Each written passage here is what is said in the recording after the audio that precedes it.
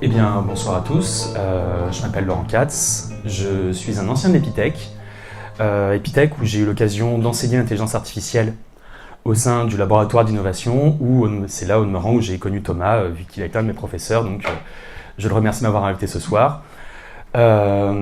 C'est la première de AI and Society ce soir, c'est aussi ma première participation en tant que speaker à un meet-up, donc j'espère avoir bien cadré ma présentation et j'espère qu'elle vous plaira.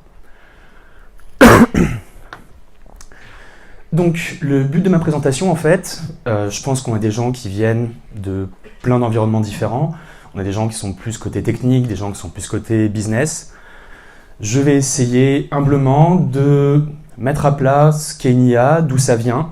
On ne va pas rentrer dans le technique, on ne va pas rentrer dans le développement. Et j'espère que ce sera un peu plus clair pour tout le monde d'ici à la fin de la présentation. Donc, dans un premier temps, on va d'abord essayer de voir ce que c'est que l'intelligence, très rapidement. Ensuite, on va voir les origines de l'IA, quelles sont les sciences qui sous-tendent l'intelligence artificielle. Ensuite, je vais aborder très rapidement ce qu'on appelle la théorie des agents et les deux grands types d'IA qui découlent de la théorie des agents. Ensuite, on va être un petit peu plus dans le concret, vu qu'on va parler rapidement de Watson et DeepMind. Je pense que tout le monde dans la salle a entendu parler de Watson et DeepMind, mais dans le cas échéant, je repasserai dessus, avant de conclure et d'ouvrir le champ sur les perspectives un petit peu plus avancées. Donc, qu'est-ce que c'est que l'intelligence? Une des plus vieilles définitions qu'on va avoir, c'est le fait de penser, c'est la pensée descartienne, c'est la pensée rationnelle, c'est l'idée de se dire que je pense donc je suis. Alors, évidemment, quand Descartes dit « je pense donc je suis », il n'est absolument pas en train de penser qu'un jour une machine va être capable ne serait-ce que de faire une action. Ça va attendre quelques années après, ça va être Pascal et la pascaline qui seront les premières formes d'automatisation. Une seconde définition, c'est la capacité à acquérir et appliquer une connaissance. C'est comme ça que le définit le dictionnaire d'Oxford.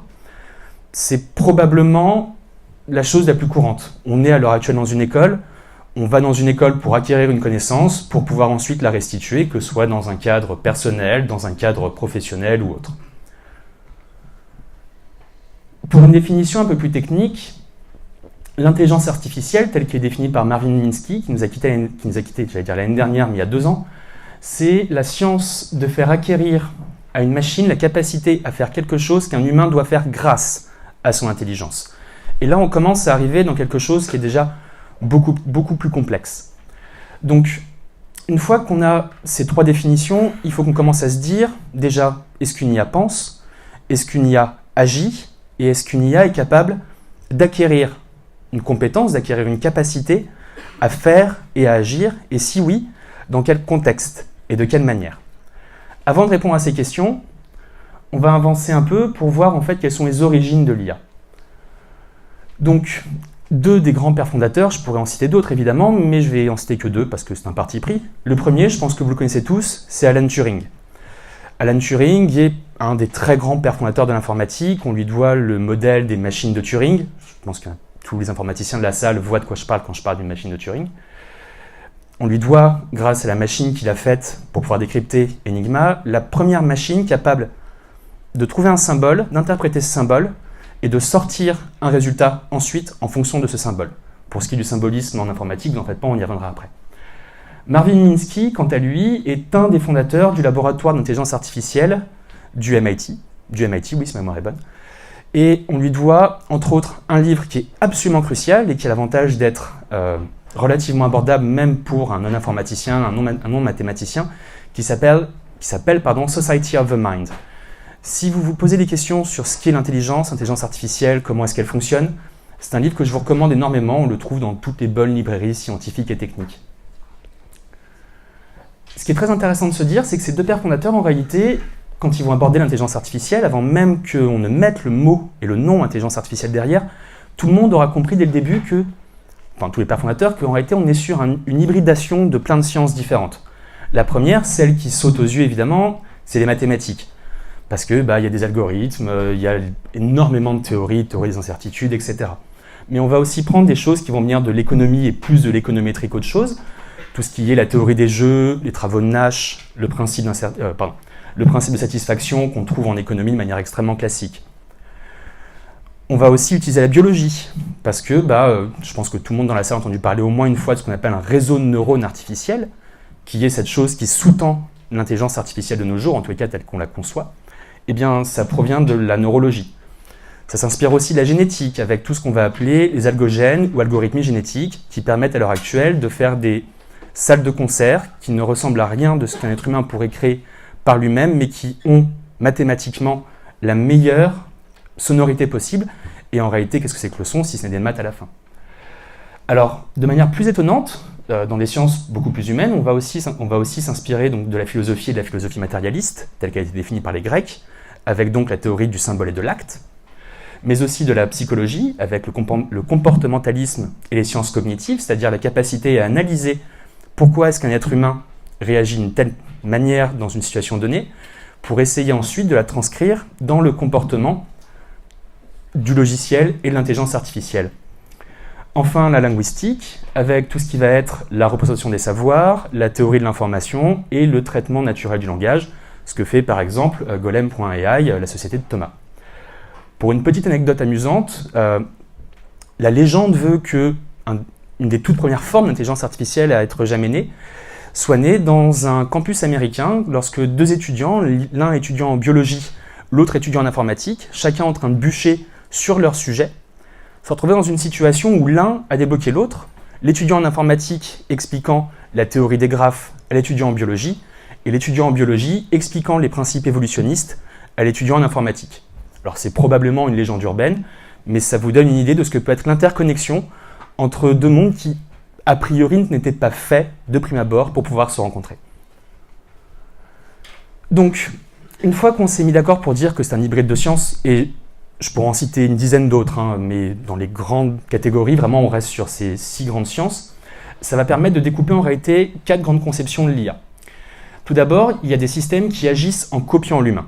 C'est tout simplement un système de règles. Si Laurent fait ça, si Laurent tombe par terre, l'IA, qui est un robot, va me relever. Pourquoi pas?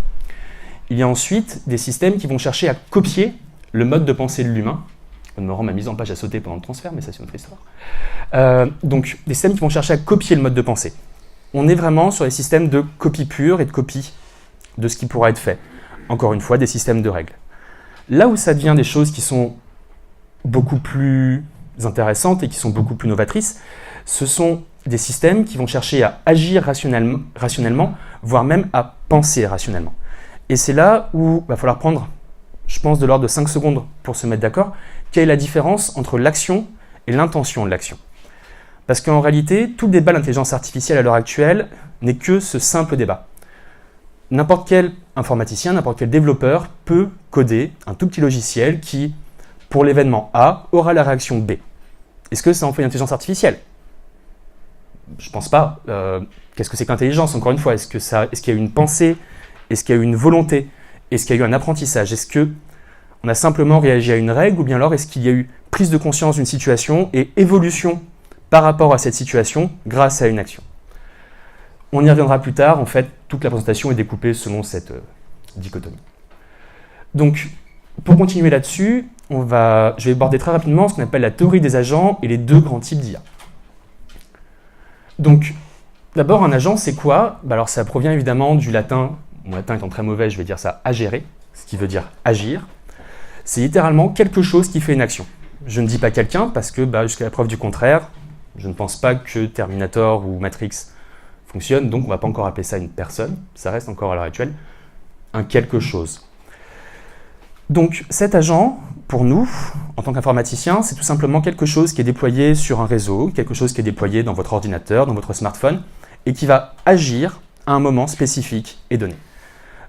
Dans les littératures scientifiques, on considère que pour être un agent, ce bout de programme doit avoir 4 particularités sans laquelle ce n'est pas un agent, c'est simplement un bout de programme qui va réagir à une donnée quelconque. Tout d'abord, il doit être autonome. Est-ce qu'il y en a dans la salle qui ont des assistants de maison type Alexa, Google Home, etc. Ok. Comment est-ce que tu appelles ton Home Agent? Plus fort. Donc, en l'occurrence, ton agent est autonome. Il n'a pas besoin que tu l'appelles. En réalité, il est toujours en train de t'écouter pour savoir si tu as besoin de lui. Premier point. Et c'est génial, en plus, ça me permet de te montrer qu'il est persistant. En étant persistant, ton Google Home, ton Alexa est toujours disponible pour toi. Il est persistant. Tu peux l'éteindre, évidemment. Il y a un bouton on-off. mais il est toujours présent dans la salle. Enfin, il est capable de percevoir. Comment est-ce qu'il est capable de percevoir? De manière très simple, avec un micro, avec une caméra, avec un clavier, une souris, simplement quelque chose qui permet de rentrer une information dans l'intelligence artificielle de façon ensuite à sortir une information dont l'utilisateur a besoin. Dernier point, c'est la capacité à agir. Et là, agir, ça peut être absolument tout et n'importe quoi. Ça peut être, je prends mon téléphone portable et je dis envoie un mail à n'importe qui, et je dicte le mail. Donc, il va l'envoyer à ma place, il aura fait une action. Pour prendre l'exemple de la littérature grecque, l'IA est un héros, c'est celui qui fait l'action. C'est l'agent unique qui va permettre à la situation de se débloquer. Donc, alors ça, c'est un schéma qui est dans tous les cours d'intelligence artificielle depuis que le monde est monde. Il est même sur les pages Wikipédia et en licence libre. En gros, dites-vous que c'est quelque chose qui prend un environnement, qui perçoit un environnement, qui voit l'environnement, donc qui va pouvoir le percevoir grâce à des sensors, j'ai pas le mot en français, et des senseurs, merci, et qui va donc pouvoir agir sur son environnement. On retrouve donc ces 4 grands principes. Ensuite, pour ce qui est de la théorie des agents, je vais simplement présenter 2 sur les 6, mais c'est pour vous montrer qu'en réalité, ce qu'on va communément appeler une intelligence artificielle, ça va recouvrir absolument plein de trucs. Le premier, c'est simplement ce qu'on appelle l'agent réflexe. Donc on retrouve notre principe de base, on a un environnement.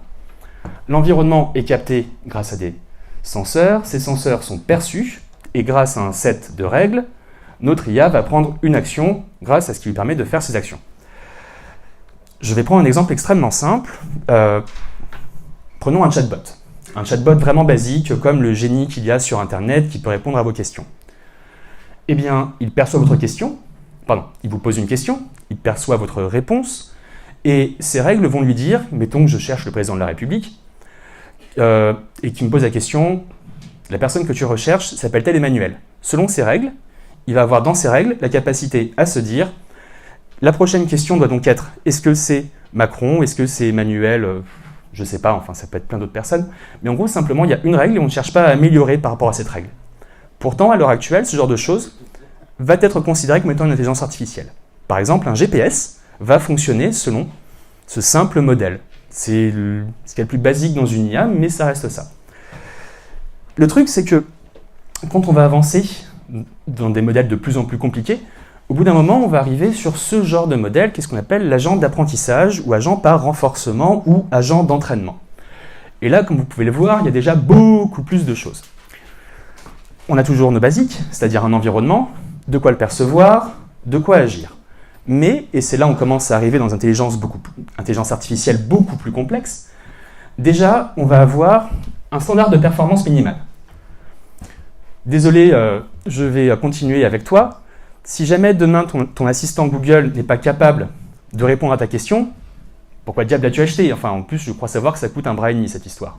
Donc, il y a tout d'abord un minimum de performance à pouvoir faire. L'IA doit en plus être capable de savoir, si elle a réussi. Donc, pouvoir émettre par elle-même un vrai jugement critique sur ce qu'elle est capable de produire comme réponse pour son utilisateur. Grâce à ça, elle va pouvoir disposer d'un retour sur ses actions pour chercher à s'améliorer. C'est là où justement va arriver l'élément d'apprentissage dans l'intelligence artificielle. Tout d'abord, il faut savoir, est-ce que j'ai réussi mon action? Prenons un exemple extrêmement simple. Si jamais demain vous prenez un enfant de 3 ans qui n'a jamais joué au football et que vous lui dites jouer au football en mettant simplement un ballon devant lui, comment peut-il savoir lui-même s'il joue si on ne lui explique pas les règles?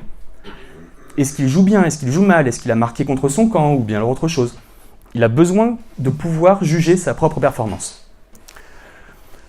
Donc, c'est là où il y a l'élément de performance, qui en plus peut changer par rapport à ce qu'il a pu faire précédemment. Et tout ça, ça va lui permettre de développer une base de connaissances. Base de connaissances qui va lui permettre de s'adapter à toujours de plus en plus de situations et de conditions. De façon à encore plus compliquer la chose, les IA les plus complexes, à l'heure actuelle, disposent de ce qu'on appelle des générateurs de problèmes. Parce que quand on va entraîner un système pour pouvoir répondre à une question, on ne va pas se dire qu'il sait répondre à une question, c'est magnifique. On veut que quand il arrive sur le marché, il soit directement capable de répondre à 10, 20, 30, 50, 2000, 100 000 questions. Donc, on va chercher en plus à nous-mêmes complexifier ça lors de la création d'intelligence artificielle. Une fois que tout ça a été fait, eh bien on a un élément de performance. Est-ce que la performance que je vais avoir en exécutant mon action est suffisante pour que j'entreprenne cette action? Est-ce que je suis bien en train de répondre à la demande de mon utilisateur de me réserver un billet pour Abu Dhabi pour après-demain? Il faut que l'IA soit capable de comprendre ce paramètre par elle-même. Eh bien, si c'est le cas, tout simplement, elle va agir et renvoyer son action vers l'environnement, c'est-à-dire me réserver de vol sur Qatar Airlines. Si elle n'en est pas capable, au demeurant, eh bien, elle va recommencer toute cette boucle jusqu'à ce qu'elle réussisse à obtenir le résultat qu'elle considère comme étant satisfaisant. Alors, maintenant, donc, je vais citer Tom Mitchell, qui est l'actuel chef du département de Machine Learning, donc un des teams d'intelligence artificielle à l'université de Carnegie Mellon. Bon, je pense que tout le monde parle anglais.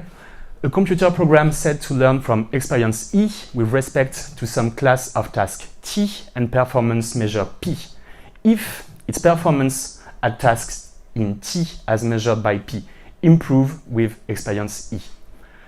Un programme apprend si, au vu d'une expérience E avec des tâches à accomplir T et une performance P, si P augmente, grâce à l'expérience, il aura appris. Il est devenu meilleur dans le temps. C'est vraiment ça ce qu'il faut retenir, c'est la capacité à toujours s'améliorer, à toujours faire mieux, et c'est vraiment ça le but de l'intelligence artificielle. À partir de là, on va donc définir deux types d'intelligence artificielle qui sont les IA fortes et les IA dites faibles. D'un côté, on a les IA dites faibles qui sont celles qu'on trouve à l'heure actuelle dans notre vie de tous les jours, qui sont celles de nos assistants personnels, qui sont celles que vous allez pouvoir trouver dans votre GPS, dans l'intégralité de nos devices actuels connectés et qui nous facilitent la vie ou nous l'empoisonnent. C'est selon. En termes de définition, c'est une définition personnelle, ça pour le coup, elle ne vient pas d'état de l'art. Déjà, elle n'est pas complètement autonome, parce que quelqu'un à un moment lui a écrit un ensemble de règles à partir de laquelle elle va devoir réagir. Je reprends l'exemple du chatbot.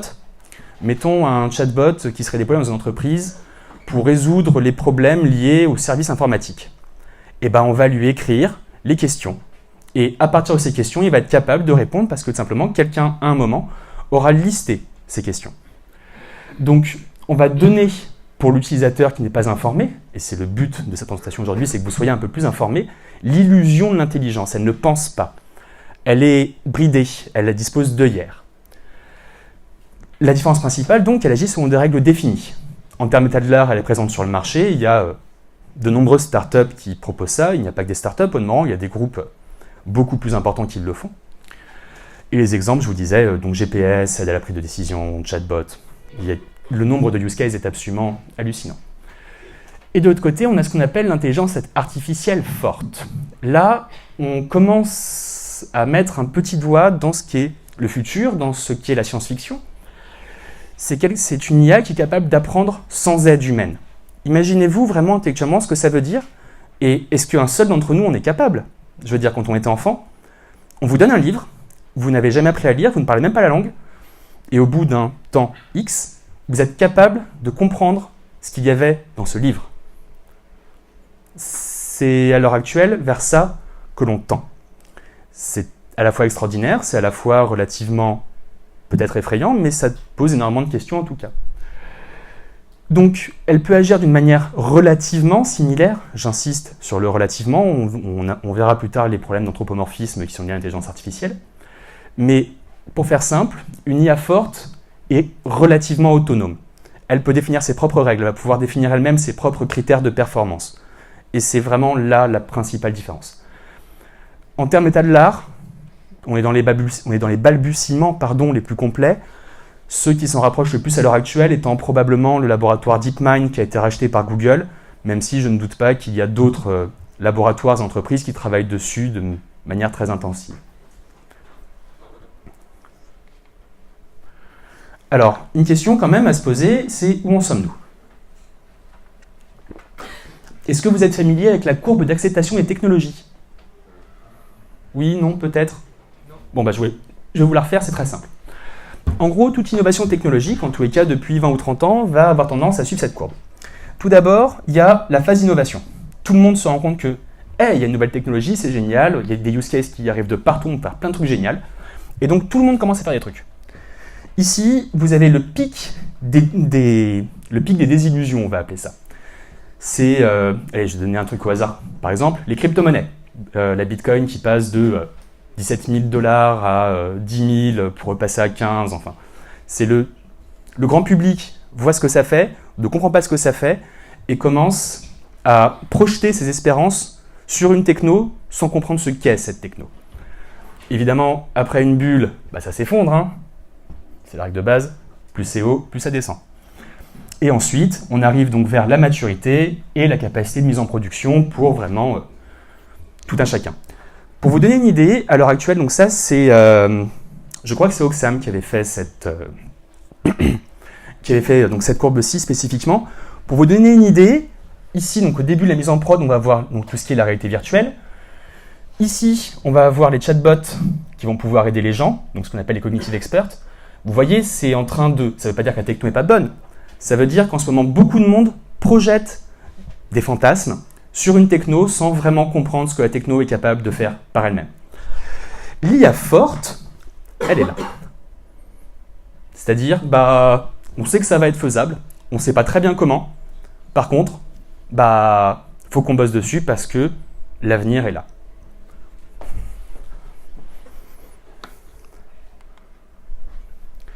Donc maintenant, pour rentrer dans un peu plus de concret, j'ai parlé de Watson et de DeepMind. Donc IBM Watson, je pense que tout le monde en a entendu parler plus ou moins, il y a des articles dans la presse, dans le monde, sur BFM, enfin, c'est devenu quelque chose de relativement courant, encore plus au vu de la dose de marketing qui a été faite par IBM autour de leurs produits. Watson, à l'heure actuelle, elle est capable de quoi? Déjà, en 2011, elle a été capable de gagner un jeu télévisé. Je ne sais pas si vous avez entendu parler, il a gagné un jeu qui s'appelle Jeopardy. On va faire simple, c'est l'équivalent de qui veut gagner des millions, avec des règles différentes. En fait, on vous donne une réponse, vous devez trouver la question à la réponse. En soi, ça demande simplement à être capable de comprendre l'intégralité de l'encyclopédie, plus tout ce qui va être de la télé-réalité américaine, etc. Ça, en soi, c'est impressionnant, mais ce n'est pas encore si impressionnant que ça. Dans des choses déjà beaucoup plus impressionnantes, IBM Watson, avec leur branche oncologie, est capable, selon les chiffres de IBM, donc à prendre quand même une pincée de sel, de diagnostiquer à peu près 80% des cancers, et dans 30% de ces cas de cancer, de conseiller un traitement pour ce cancer mieux adapté que ce qu'un oncologue normal n'aurait conseillé. Là, on arrive quand même dans des choses qui sont largement plus intéressantes, et c'est mieux que de gagner des millions, quoi. Un autre exemple qui, là, pour le coup, est un peu plus récent, Watson a annoncé un partenariat avec une grande firme juridique américaine qui va permettre de trouver de manière systématique les jurisprudences applicables dans le droit californien. Très rapidement, une jurisprudence, en fait, c'est une décision de justice qui a eu lieu avant, et c'est là-dessus que se base tout le système juridique américain, en fait. Et comme vous vous en doutez, aux États-Unis, vu le nombre de procès qu'ils font, il y a des décisions de justice qui sortent tous les jours. Donc le but, c'est au lieu pour l'avocat d'avoir à lire 10 000 livres de ces jurisprudences, il demande à son IA mon client a trompé sa femme, c'est un salaud, il faut qu'il paye le moins possible, aide-moi s'il te plaît. Bah voilà, Watson va pouvoir aider le salaud en question et surtout l'avocat en fait. Watson, en soi, c'est quoi? C'est vraiment un mot marketing qui a brandé IBM de façon en fait à pouvoir faire un chapeau pour plein d'interfaces de petites IA différentes. Alors, on est sur un système extrêmement lourd, on est sur un système qui est extraordinairement coûteux. Les déploiements de Watson les moins chers sont en centaines de milliers d'euros, pour vous donner une idée. Et on parle de proof of concept à ce niveau-là, hein, on n'est pas encore sur un déploiement complet. Certaines banques françaises ont commencé à les déployer, par exemple, je crois me souvenir que c'est le CIC, mais c'est peut-être une autre, qui a équipé tous ses agents, est en train d'équiper tous ses agents dans les agences, en front, d'un Watson qui va être capable de répondre directement à est-ce que je dois accorder un crédit à la consommation à Laurent Katz, qui pourtant est en été de 15 000 euros. Merci. Donc, c'est le genre d'investissement qui est absolument critique, et étant IBM, à la fois, ils ont quand même le savoir-faire techno et aussi le savoir-faire marketing. Il faut aussi voir que pour IBM, c'est une technologie qui est extraordinairement importante, parce que comme vous le savez probablement, IBM a revendu toute sa partie hardware à Lenovo, donc ils ont vraiment mis énormément d'œufs dans le panier Watson, le reste du panier, pardon, le reste des œufs, eux, pour le coup, étant partis dans les technologies blockchain. Mais par rapport à ce qu'on s'est dit avant, en réalité, Watson va fonctionner comment? Déjà, c'est un entraînement qui est extrêmement lourd. Une très longue enquête parue dans Le Monde pendant l'été expliquait que pour le fameux Watson Oncology, c'était à peu près 3 heures de travail par jour pour une équipe de 5 personnes pour rentrer les données des nouveaux cancers qui avaient lieu à New York pour alimenter cette base de données. On est très très très très loin de ce rêve du « j'installe un programme, l'IA, ce qui ne veut rien dire en soi, se déploie, répond à ma question ». On en est vraiment excessivement loin. Donc il y a évidemment une supervision humaine, ce qui soit honnête quand on vient de vous diagnostiquer un cancer du poumon, c'est bien qu'il y ait quand même quelqu'un qui vérifie derrière. La technologie, c'est bien, mais quand même. Et en termes scientifiques, on va appeler ça du common sense knowledge. C'est-à-dire, en fait, c'est une IA qui va avoir l'intelligence attendue d'une personne dans un milieu spécifique. Si on est dans le milieu médical, c'est l'intelligence moyenne d'un docteur. Si on est dans le milieu juridique, c'est l'intelligence moyenne d'un avocat, etc., etc. Et enfin, ça c'est personnel, mais voilà, c'est une IA qui est non cognitiviste, elle ne pense pas. IBM tourne l'intégralité de sa communication sur le fait qu'ils ont une IA cognitiviste. Désolé, bullshit. Elle ne pense pas. Elle est très bien foutue, c'est un excellent produit. Peut-être encore un peu tôt avant qu'il soit vraiment production ready, mais elle ne pense pas. Il faut bien se mettre d'accord, elle va apprendre très vite. Ils ont des systèmes de réseaux de neurones artificiels convolutionnistes qui marchent du feu de Dieu, mais elle n'apprend pas par elle-même. Pour la comparer, eh bien, il y a Google DeepMind.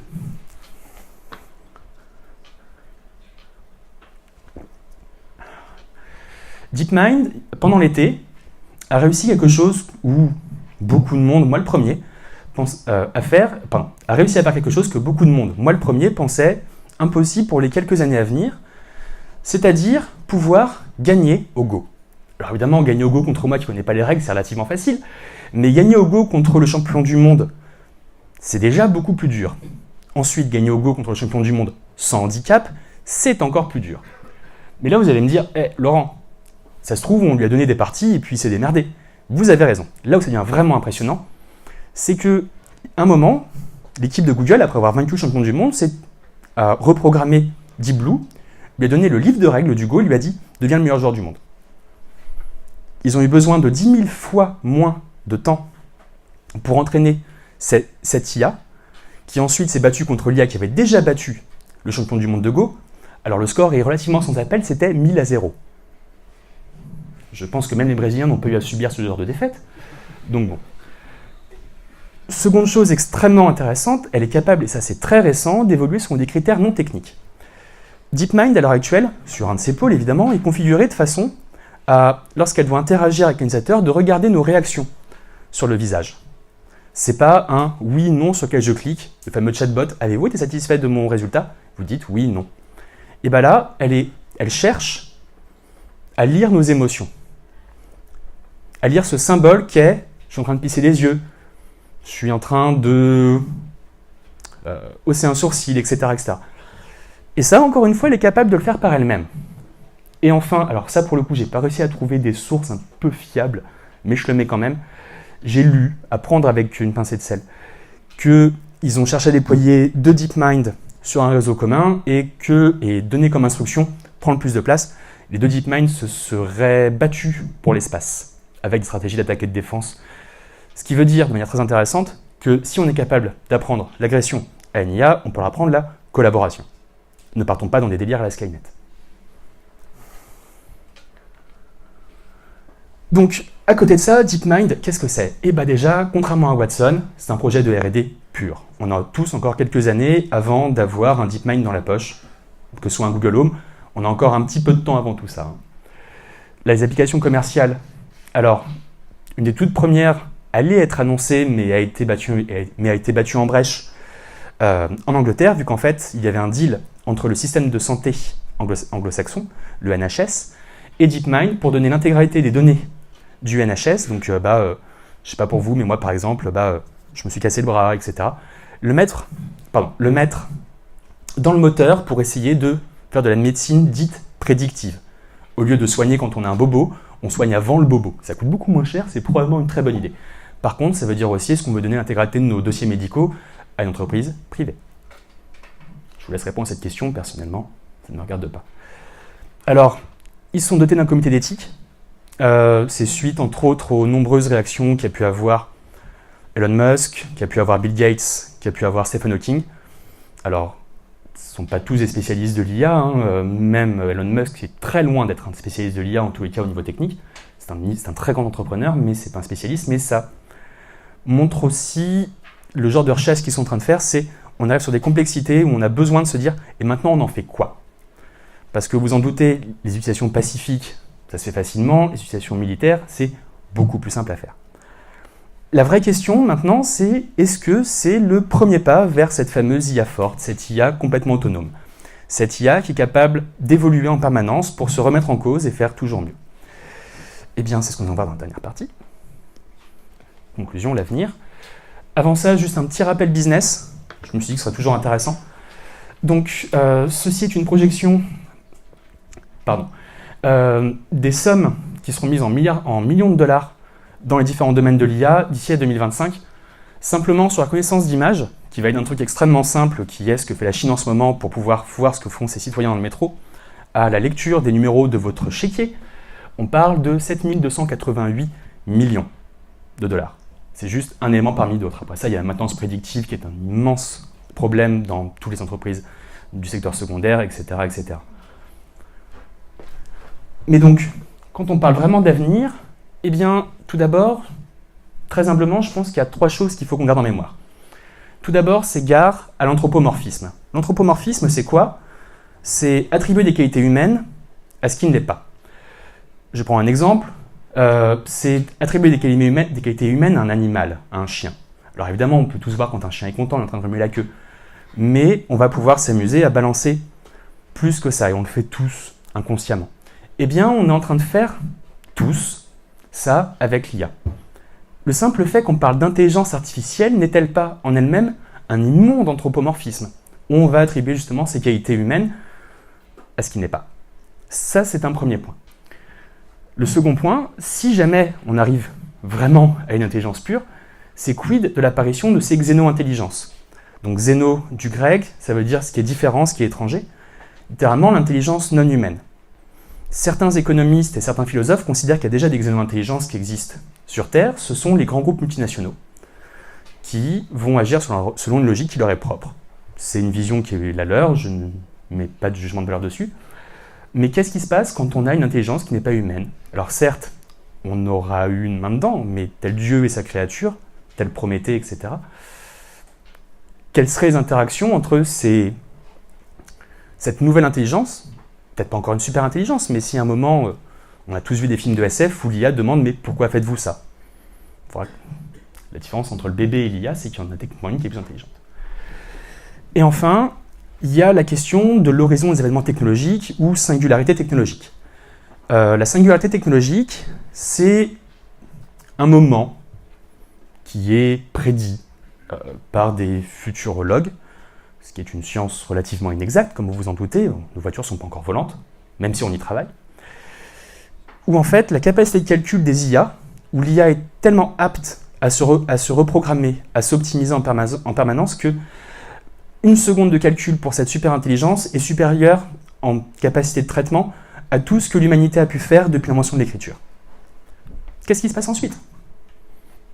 Est-ce que les différents problèmes du millénaire en mathématiques sautent dans la seconde? Est-ce que l'intégralité de notre conception de la physique saute dans les 10 jours qui suivent, etc.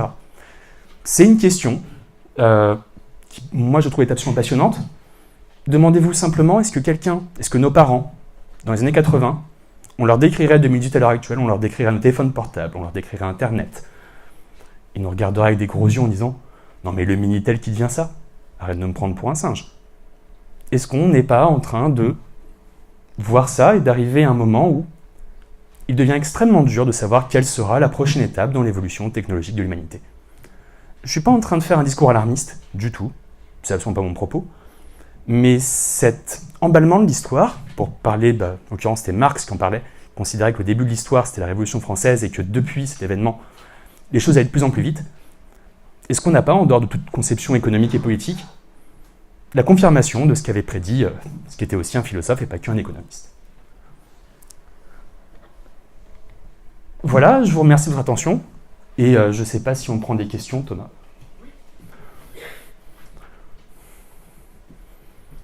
Avez-vous des questions? Est-ce que j'ai endormi toute la salle?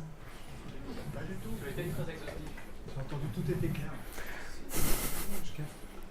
Michel, tu as aidé à la rédaction de ce PowerPoint en partie il y a 2 ans, donc c'est très inspiré du cours d'IA de l'époque, si tu t'en souviens. Peut-être pour ça. C'est grâce à ta patte. Il y a quelqu'un qui a une question? Merci. Quelqu'un qui a une question?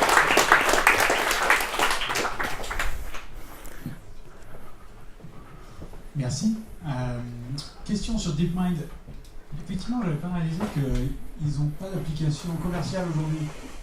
Donc quand ils se sont fait racheter 500 millions par Google, c'était uniquement racheter des cerveaux, racheter des équipes. J'ai pas étudié précisément les conditions du rachat de DeepMind par Google. De ce que j'en ai compris, en fait, déjà, ils avaient un algo ils avaient déjà des réseaux qui étaient les mieux entraînés au monde.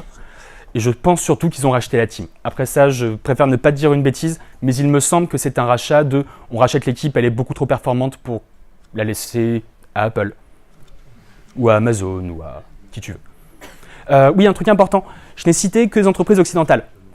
Alibaba, en termes d'investissement, est, je crois, à l'heure actuelle, supérieur à Google dans le domaine de l'IA. Donc ne faisons pas un ethnocentrisme européano-américano-centré. Il y a quand même l'intégralité du reste du monde qui est en train de partir là-dessus. Xi Jinping, dans l'équivalent du discours à la nation, il y a 1 an, expliquait que la Chine avait vocation à devenir une superpuissance de l'IA. Poutine a expliqué la même chose. Alors je pense que pour eux, c'est aussi des termes qu'ils agitent très fort, mais que c'est aussi des placements stratégiques pour différentes nations ayant des vocations à rester des joueurs importants. D'autres questions? Est-ce qu'on peut revenir sur la courbe? Ouais.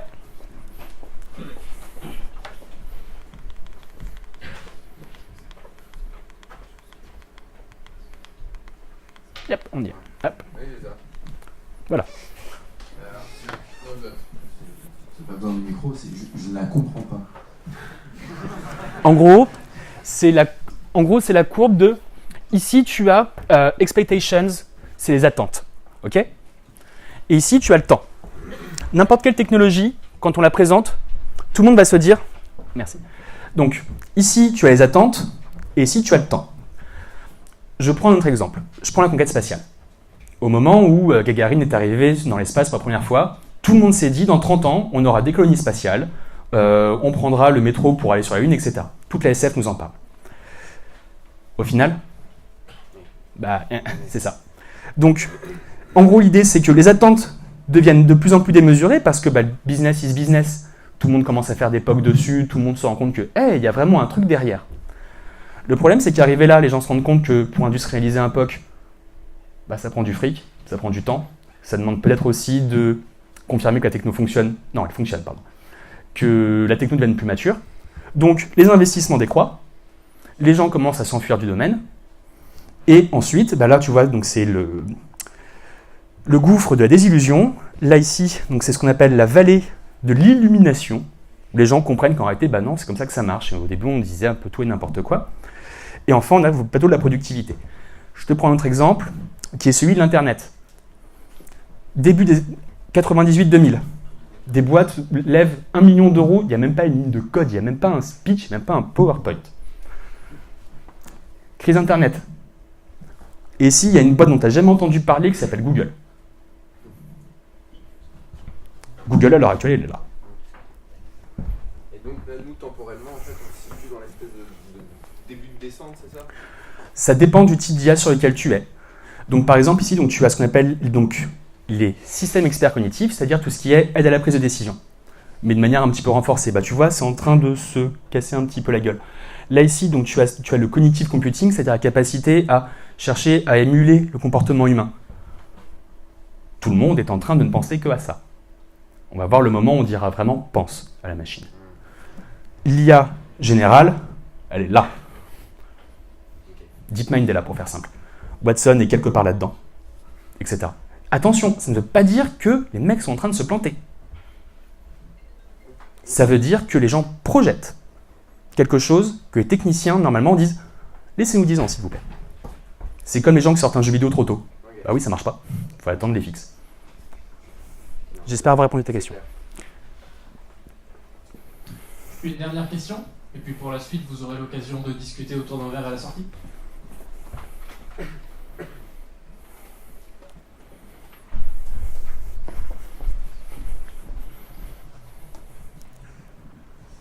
Bonsoir, merci pour la présentation. Moi j'avais une question au niveau de l'énergie. Est-ce que vous pensez que l'énergie, puisque c'est une ressource qui est relativement restreinte, va poser un problème au développement de cette IA forte justement dans le futur, ou est-ce que vous pensez que l'intelligence pourrait par exemple nous priver de certains réseaux d'énergie pour elle-même se nourrir en version un peu futuriste? Je sais pas. Je vais attendre le retour du micro vu que tu es loin.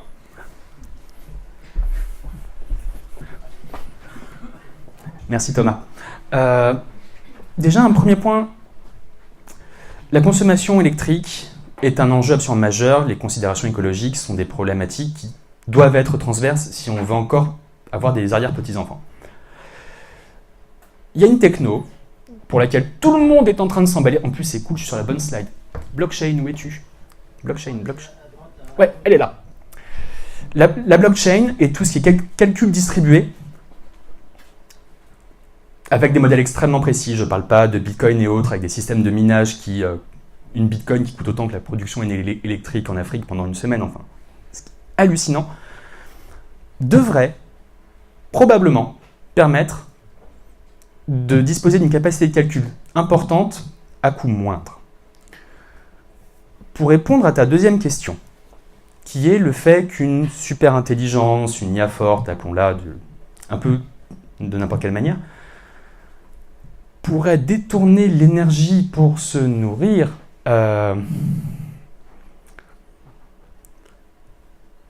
si avec un peu de chance, elle est plus maligne que nous, ce qui n'est pas complètement impossible, elle aura le concept de la, désolé j'ai le mot en anglais, la sustainabilité, la capacité à être persistante dans le temps sans détruire l'intégrité de ses ressources.